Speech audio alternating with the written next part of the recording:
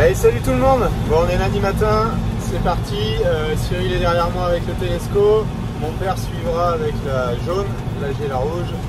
Donc, on est parti curer les derniers fumiers de poulet qu'on va pouvoir épandre pour les colzas. Donc là, on a pour la matinée 3 bâtiments. Enfin, à peine la matinée pour faire les 3 bâtiments. Il y a 1200 mètres carrés à curer. Allez, c'est parti.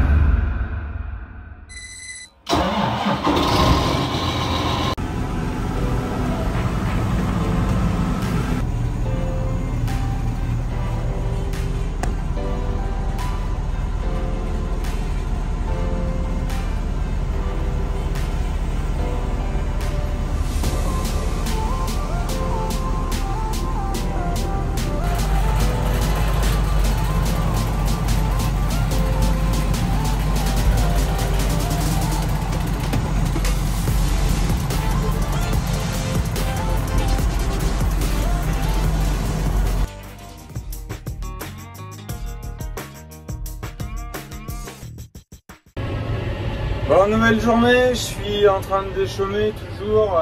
Hier j'ai avancé au Carat, je viens terminer des bandes de fumier de poulet qu'on avait curé justement avant-hier, plus que j'avais en stock, donc c'est tout épandu pour les colzas. Et là je suis en train de gratter la suite pour les colzas. Donc comme vous voyez, ouf de siège et tout. Aujourd'hui j'ai en démo un 6250R commande pro avec donc un déchaumeur Pottinger en 5 mètres. Ça marche pas mal, hein. Ça marche pas mal. Le déchaumeur, bon, c'est pas l'outil qui me fascine le plus. Par contre, le tracteur a quand même des lagnacs. Mais bon, c'est pas le 8000 en termes de poids et d'adhérence, ça c'est clair, hein, parce qu'il tire bien, mais il y a quand même du patinage et il était sans masse, donc je vais coller une masse devant et faut bien tout. Par contre, sinon en consommation, je suis comme le 8R là, autour de 10 litres à l'hectare. Pour la même profondeur de travail, on est sur un outil à peu près similaire en termes d'entre-dents sur la largeur et tout. Donc il y a 1 mètre de moins, mais le tracteur est un petit peu moins gros. C'est comme c'est un 250 chevaux et que le 8R est un peu plus gros aussi en puissance. Il y a le poids sur le 8R, il y a le jumelage, il y a beaucoup de choses qui jouent aussi.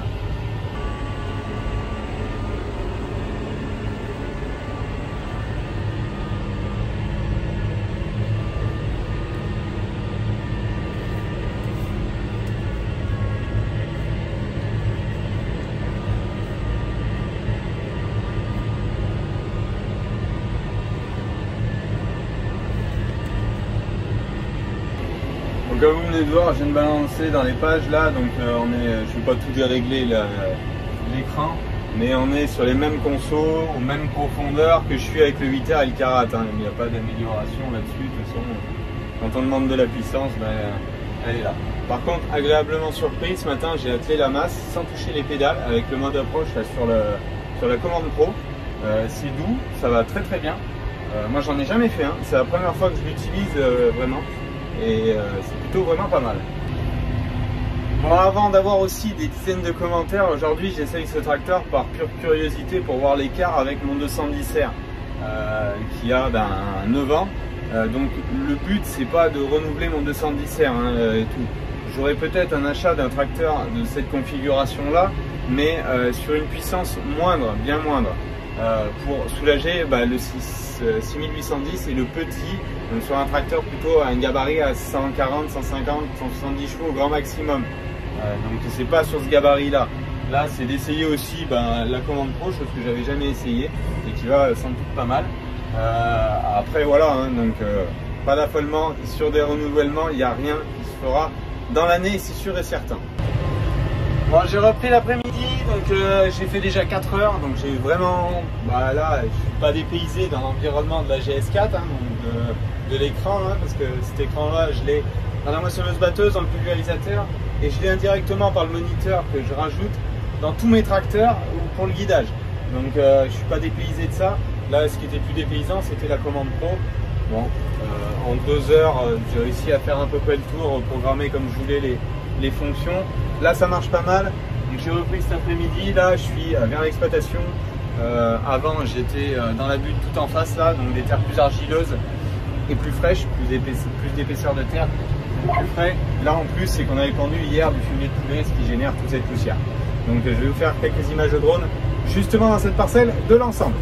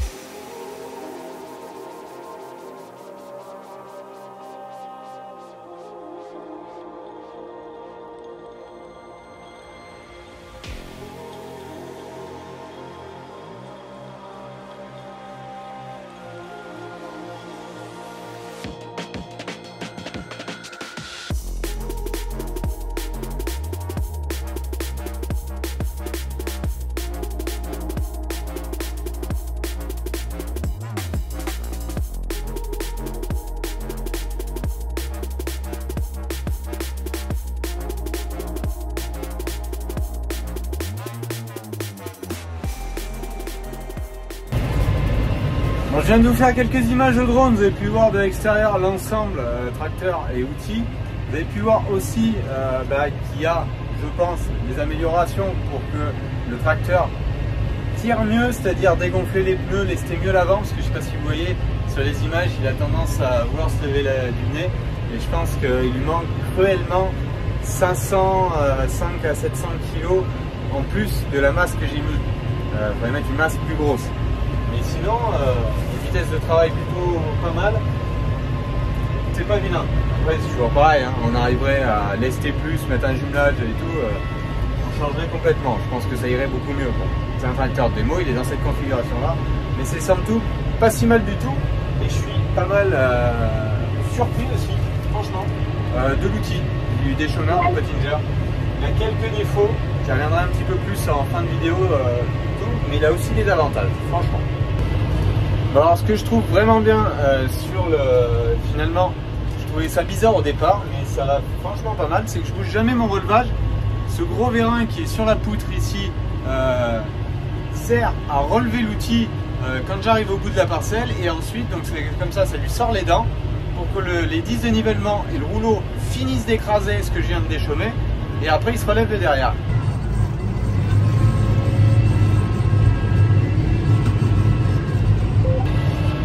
Bon, vous avez vu quand même sur les démarrages, quand c'est tassé, ça le tient quand même pas mal.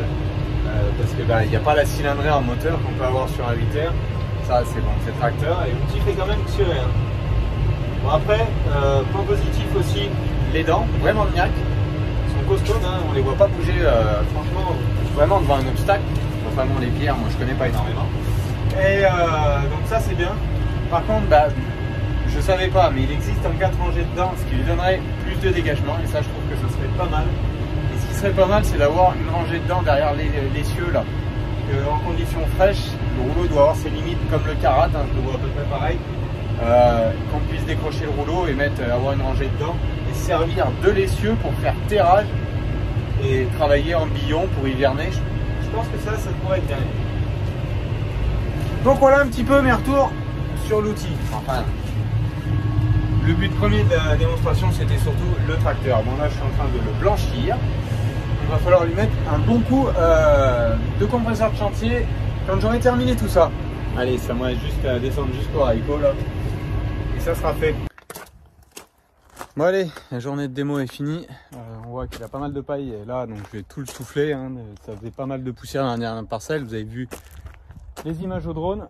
Donc je vais tout nettoyer au compresseur de chantier de tracteur, lui dételer ma masse. On va faire le plein de gasoil bien sûr. Donc franchement plutôt surpris du 250 parce qu'il a vraiment la moelle. Hein. Pour le gabarit du tracteur, un outil qui est somme toute assez gros pour chez nous, il le tirait pas mal. L'outil, c'est ce que je vous disais, plutôt aussi surpris dans le bon sens, hein.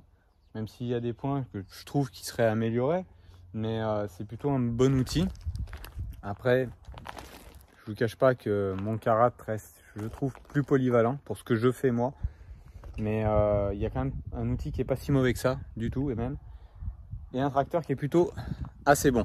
Alors après, ils ont un petit peu d'écart entre les deux. Il y a quand même 40 chevaux d'écart, il y a quelques années aussi d'écart. La gestion de la boîte ici, je trouve, sur le nouveau est un peu plus réactive. Le Command Pro, facile à prendre en main. Bon, comme je viens de l'univers un peu jeune dire, où j'en ai déjà un peu d'expérience sur les GS4, ça se prend assez vite en main. Le réglage de la commande, des boutons qu'on peut avoir sur la commande de programmation, c'est un peu le même principe sur la moissonneuse batteuse que j'ai, sur l'automoteur aussi, sur certains points. Donc ça c'est pas mal, même si j'apprécie quand même le petit levier qu'on peut avoir dans le 6R là-bas, le petit levier que vous voyez là, à la place de la commande pro. Mais c'est vrai que c'est quand même pas mal du tout. Voilà. Bon allez, je passe compresseur de chantier, je nettoie tout ça, vous allez voir, il va changer un petit peu d'allure, ça sera un peu plus présentable. Allez, démonstration terminée. Voilà, il est soufflé, j'ai enlevé la masse, j'ai refait le plein, AdBlue, GNR. Ils vont pouvoir le récupérer demain matin pour l'ensemble. Bonne démo, bien. Franchement, vraiment content d'avoir pu voir l'écart, même si on n'a pas été testé avec les mêmes outils, mais voir un peu les nouvelles fonctionnalités qu'il peut avoir là-dessus par rapport à ça. Bon, c'est ce que je vous dis, c'est pas un projet de renouvellement, du moins vraiment pas tout de suite, ça c'est sûr. Mais bon, ça permet de se donner une idée un peu de ça et puis d'avoir vu aussi le Pottinger derrière, ce que ça peut donner. Allez, je m'occupe du reste maintenant.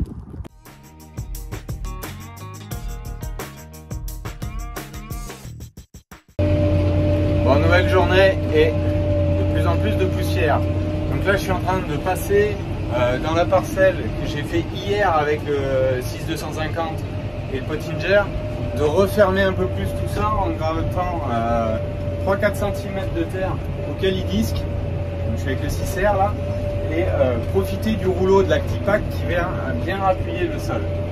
On va continuer d'émietter, on va dire. Et là, il nous annonce des orages dans 2-3 jours. Donc j'espère un petit peu d'eau qui vont aller humidifier de façon homogène l'horizon de semis et faire lâcher ces petites mottes qu'il peut y avoir en surface. Alors je vais aller vous faire voir dehors après, là je fais encore quelques passés et je vais vous faire voir l'écart entre le passage seul du Pottinger et le repassage du cali-disque, sachant que j'ai fait disque dans disque. C'est ce que j'avais comme objectif pour la préparation des colzas ici.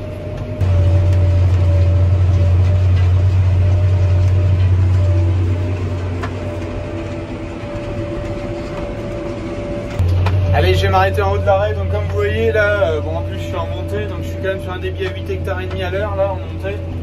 Je suis à 13,5, en descente 14 et demi. Ça fait plutôt du bon boulot, mais ça sèche super vite. Et je vais aller vous faire voir ça dehors.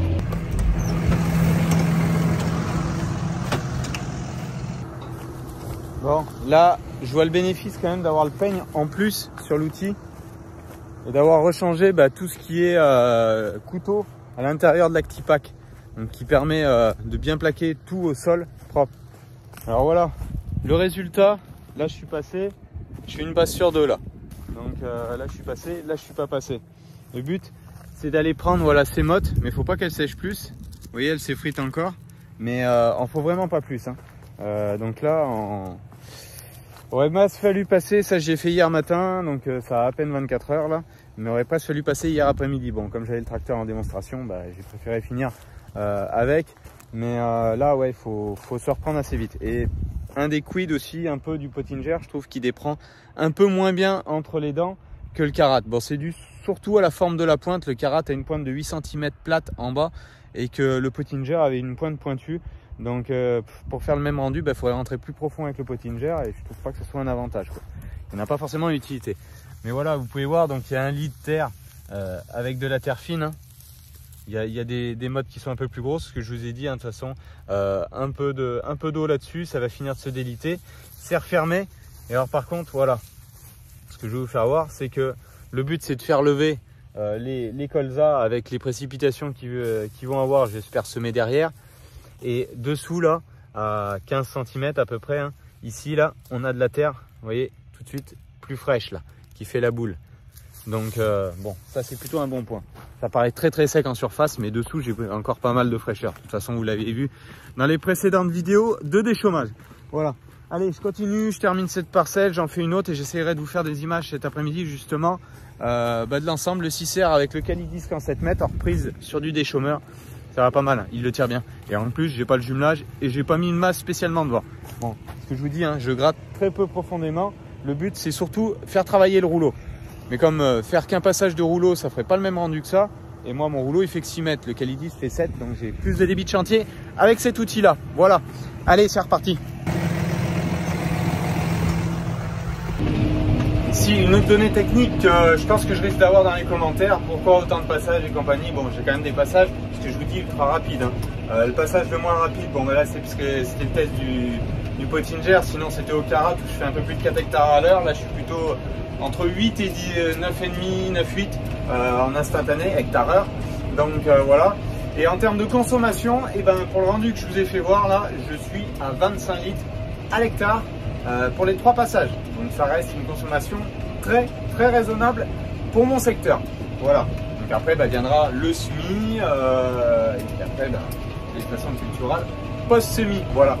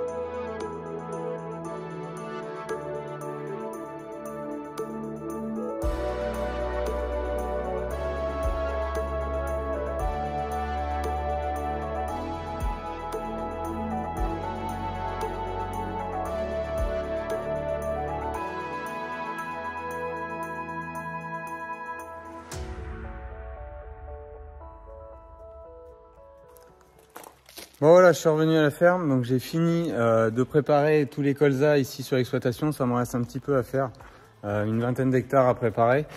À passer au Carat, donc j'ai pas voulu passer au Carat parce que j'aime bien passer au Carat et dans les 24 heures maxi, passer le Calidisc pour que ça sèche pas trop, que les mottes soient pas trop sèches, qu'elles puissent casser encore un peu.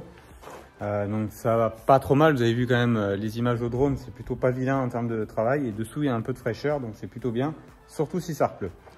Mon souci sur le Carat, j'ai un des gros boulons là qui a cassé, donc la pièce est commandée depuis mercredi, on est vendredi soir, donc elle va pas être livrée. Ça sera que début de semaine, donc ce qui impose que je suis en panne avec le Carat, ou sinon je vais démonter en fait la dent, travailler avec une dent de moins.